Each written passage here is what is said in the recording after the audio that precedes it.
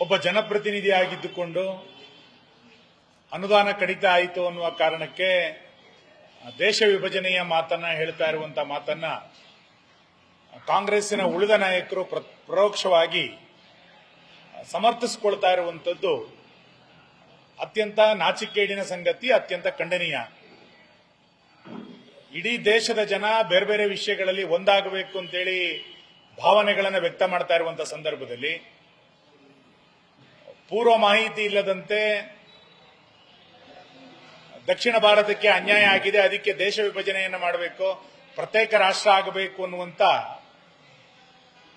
ಕಲ್ಪನೆಗಳು ಬರುವಂತದ್ದೇ ಒಂದು ಅಪರಾಧ. ಇವತ್ತು ನಾನು ಹತಾಶೆಯಿಂದ ಹೇಳಿಕೆಯನ್ನು ಕೊಟ್ಟಿದ್ದೀನಿ ಎನ್ನುವಂತ ಸಮರ್ಥನೆಯನ್ನ ಇವತ್ತು ಡಿ.ಕೆ. ಸುರೇಶ್ ಅವರು ಮಾಡ್ತಾ ಇದ್ದಾರೆ. ಹತಾಶೆಯ ಹೇಳಿಕೆಗಳು ರಾಜ್ಯವನ್ನ ವಿಭಜಿಸುವಂತದ್ದು, ಹತಾಶೆಯ ಹೇಳಿಕೆ ದೇಶವನ್ನ ವಿಭಜಿಸುವಷ್ಟರ ಮಟ್ಟಿಗೆ ಅದು ಬೆಳಿಬಾರದು. ಈಗಾಗಲೇ ಇದರ ಕುರಿತಂತೆ ವ್ಯಾಪಕವಾದಂತಹ ಆಕ್ರೋಶ ಜನಮಾನಸದಲ್ಲಿ ಬಂದಿದೆ. ಕಾಂಗ್ರೆಸ್ ಇದನ್ನ ಅರ್ಥ ಮಾಡಿಕೊಂಡು ಸಂಸದರಿಗೆ ಬುದ್ಧಿ ಹೇಳುವಂತ, ತಿಳಿ ಹೇಳುವಂತ ಕಾರ್ಯವನ್ನ ಮಾಡಬೇಕೇ ವಿನ ಇದು ಹತಾಶೆಯಿಂದ ಕೂಡಿದೆ, ಇದರ ಹಿಂದೆ ಯಾವುದಾದ್ರು ಅರ್ಥ ಇದೆ ಎನ್ನುವಂಥದ್ದನ್ನ ಸಮರ್ಥನೆಯನ್ನು ಮಾಡಿಕೊಳ್ಬಾರ್ದು. ಹಾಗಾದ್ರೆ 2.5 ವರ್ಷದ ನಂತರ ಅಥವಾ 2 ವರ್ಷದ ನಂತರ ಸಿದ್ದರಾಮಯ್ಯ ಡಿ.ಕೆ. ಶಿವಕುಮಾರಿಗೆ ಅಧಿಕಾರವನ್ನು ಬಿಟ್ಕೊಡ್ಲಿಲ್ಲ ಅಂತಾದಾಗ, ನನ್ನ ಮನೆಗೆ ಅಧಿಕಾರ ಬಿಟ್ಕೊಡ್ಲಿಲ್ಲ ಅಂತೇಳಿ ರಾಮನಗರವನ್ನ ಪ್ರತ್ಯೇಕ ರಾಜ್ಯವನ್ನಾಗಿ ಮಾಡಲಿಕ್ಕೆ ನೀವು ತಯಾರಿದ್ದೀರಾ?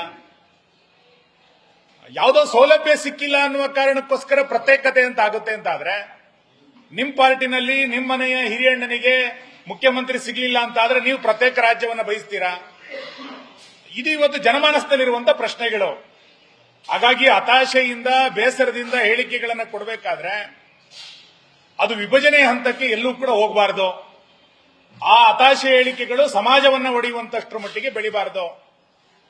ಭಾರತ್ ಜೋಡೋ ಯಾವ ವಿಷಯದಲ್ಲಿ ಬೇಕಾದ್ರೂ ಇರಲಿ, ಆದ್ರೆ ದೇಶವನ್ನ ಭಾರತ್ ಜೋಡೋ ಒಂದು ಮಾಡುತ್ತೆ ಅಂತಾದ್ರೆ ಅದು ಒಳ್ಳೆಯ ಸಂಗತಿಯೇ. ದೇಶವನ್ನು ಒಂದು ಮಾಡುವಂತ ಯಾವ ಚಟುವಟಿಕೆಗಳು ಈ ದೇಶದಲ್ಲಿ ನಡೆದ್ರೆ ಅದನ್ನು ನಾವು ಸ್ವಾಗತಿಸ್ತೇವೆ. ನಿಮ್ಮ ರಾಷ್ಟ್ರೀಯ ನಾಯಕರು ಭಾರತ್ ಜೋಡೋ ಅಂತ ಹೇಳ್ತಾರೆ, ರಾಜ್ಯ ನಾಯಕರು ಭಾರತವನ್ನು ವಿಭಜಿಸ್ತಾರೆ ಅಂತಂದ್ರೆ ಕೇಂದ್ರ ನಾಯಕತ್ವಕ್ಕೆ ಮತ್ತು ರಾಜ್ಯ ನಾಯಕತ್ವಕ್ಕೆ ಭಿನ್ನಾಭಿಪ್ರಾಯಗಳಿದೆಯಾ? ಅದನ್ನ ರಾಜ್ಯ ನಾಯಕರು ಇವತ್ತು ಸಮರ್ಥಿಸಿಕೊಳ್ತಾ ಇದ್ದಾರೆ ಅಂತಂದ್ರೆ ಹೈಕಮಾಂಡಿನ ಯಾತ್ರೆಗೆ ಇಲ್ಲಿ ಬೆಂಬಲ ಇಲ್ವಾ? ಈ ಎಲ್ಲ ಪ್ರಶ್ನೆಗಳು ಕೂಡ ಇವತ್ತು ಸಹಜವಾಗಿ ಉದ್ಭವ ಆಗುತ್ತೆ. ಹಾಗಾಗಿ ಕಾಂಗ್ರೆಸ್ ಇವತ್ತು ಇದನ್ನ ಎಲ್ಲ ಒಂದು ಕಡೆ ಸಮರ್ಥಿಸಿಕೊಳ್ಳುವುದರ ಬದಲು ಇದನ್ನ ಪರೋಕ್ಷವಾಗಿ ಈ ಹೇಳಿಕೆಯ ಅರ್ಥಗಳನ್ನ ಬೇರೆ ಬೇರೆ ವ್ಯಾಪಿಸೋದರ ಬದಲು ದೇಶದ ಕ್ಷಮೆಯನ್ನ ಯಾಚಿಸಬೇಕು. ಈ ರೀತಿಯಾದಂತಹ ಹೇಳಿಕೆಗಳನ್ನು ಯಾರು ಕೊಟ್ಟರು ಕೂಡ ಅದು ಅಪರಾಧನೆ ಅನ್ನೋದನ್ನ ದೇಶದ ಜನ ಪರಿಗಣಿಸ್ತಾರೆ ಅನ್ನೋದನ್ನ ನಾನು ಮತ್ತೆ ಮತ್ತೆ ಸ್ಪಷ್ಟ ಮಾಡ್ತಾನೆ. ಎರಡನೇದು, ಇವತ್ತು ಮಾಜಿ ಸಚಿವ ಕಾಂಗ್ರೆಸ್ಸಿನ ನಾಯಕ ಹಾಸನದ ಶಿವರಾಮ್ ಅವರು ಕೊಟ್ಟಿರುವಂತಹ ಹೇಳಿಕೆ, ಕಾಂಗ್ರೆಸ್ನಲ್ಲಿ 50% ಕಮಿಷನ್ ಇದೆ ಅನ್ನುವಂತ ಮಾತನ್ನು ಅವರದೇ ನಾಯಕರು ಅತ್ಯಂತ ಆಕ್ರೋಶಭರಿತವಾಗಿ ಹೇಳಿದ್ದಾರೆ. ರಾಜ್ಯದ ಕಾಂಗ್ರೆಸ್ ಸರ್ಕಾರ 50% ಸರ್ಕಾರ ಇದು. 8 ತಿಂಗಳ ಅವಧಿಯಲ್ಲಿ ಈ ಸರ್ಕಾರ 50%ಗೆ ಇವತ್ತು ಇಳಿದಿದೆ. ಎಲ್ಲ ಇಲಾಖೆಗಳಲ್ಲಿ, ವರ್ಗಾವಣೆಗಳಲ್ಲಿ, ಇನ್ನೆಲ್ಲ ಅಭಿವೃದ್ಧಿಗಳಲ್ಲಿ 50% ಮಟ್ಟಕ್ಕೆ ಇವತ್ತು ಕಮಿಷನ್ ದಂಧೆ ನಡೀತಾ ಇರೋದನ್ನ ಬಿ.ಆರ್. ಪಾಟೀಲ್ರ ಆದಿಯಾಗಿ ಶಿವರಾಮಿನ ತನಕ ಇವತ್ತು ಬಹಿರಂಗವಾದಂತಹ ಹೇಳಿಕೆಗಳನ್ನು ಇವತ್ತು ಕೊಡ್ತಾ ಇದ್ದಾರೆ. ಗ್ಯಾರಂಟಿಗಳಲ್ಲಿ ಇವತ್ತು ಭ್ರಷ್ಟಾಚಾರ ಆಗ್ತಾ ಇದೆ.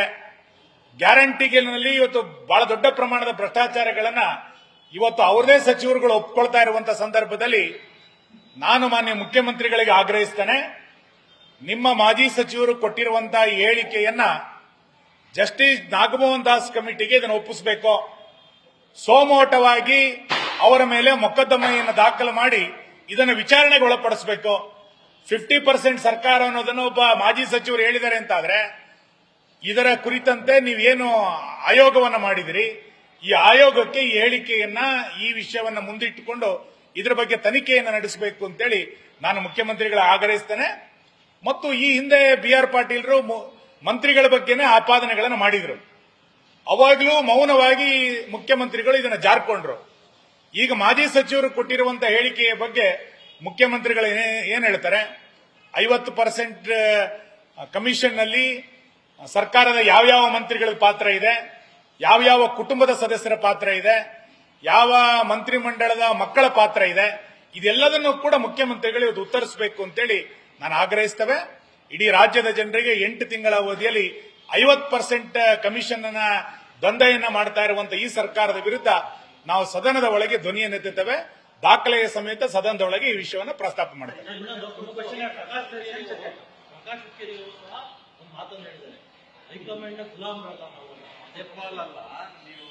ಅಲ್ಲ, ಸಹಜವಾಗಿ ಏನು ಅಂತಂದ್ರೆ ಸಚಿವ ರಾಜಣ್ಣ ಅವರು ನಾವು ಹೈಕಮಾಂಡ್ ಹೇಳದಂತೆ ಕೇಳೋದಿಲ್ಲ ಅಂತ ಹೇಳಿರುವಂತದ್ದು, ಪ್ರಕಾಶ್ ಹುಕ್ಕೇರಿ ಹೇಳಿರುವಂತದ್ದು, ಇವತ್ತು ಡಿ.ಕೆ. ಸುರೇಶ್ ಅವರ ಹೇಳಿಕೆಗಳು ಅಥವಾ ಮಂತ್ರಿಮಂಡಲದ ಎಲ್ಲ ಸದಸ್ಯರು ಹೈಕಮಾಂಡಿನಿಂದ ಬಹಳ ದೊಡ್ಡ ಪ್ರಮಾಣದಲ್ಲಿ ಅಂತರವನ್ನು ಕಾಪಾಡಿಕೊಳ್ತಿದ್ದಾರೆ ಅಂತ ಅನ್ಸುತ್ತೆ.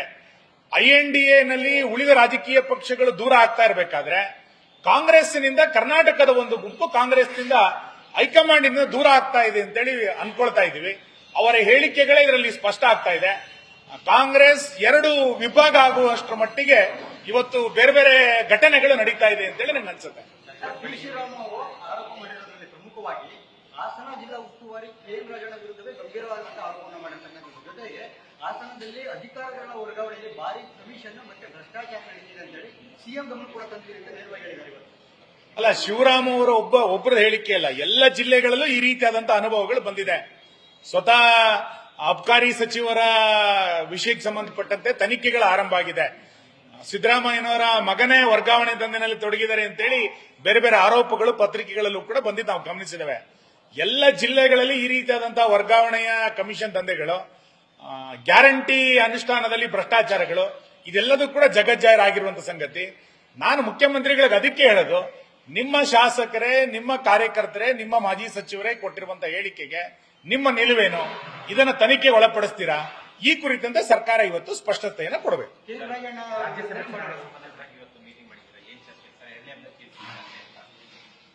ಎರಡನೇ ಅಭ್ಯರ್ಥಿಯ ಕುರಿತಂತೆ ವಿಶೇಷ ಚರ್ಚೆ ಏನಿಲ್ಲ. ಇವತ್ತಿನ ರಾಜ್ಯಸಭಾ ಚುನಾವಣೆಗೆ ಸಂಬಂಧಪಟ್ಟಂತೆ ನಾವು ಯಾವ ರೀತಿಯಾದಂತಹ ನಿಲುವನ್ನು ತೆಗೆದುಕೊಳ್ಳಬೇಕು, ನಮ್ಮ ಅಭ್ಯರ್ಥಿ ಯಾರಾಗಬೇಕು, ಈ ಎಲ್ಲ ಕುರಿತಂತೆ ಪ್ರಾಥಮಿಕ ಹಂತದ ಚರ್ಚೆಗಳನ್ನು ನಾವು ಮಾಡಿದ್ದೇವೆ.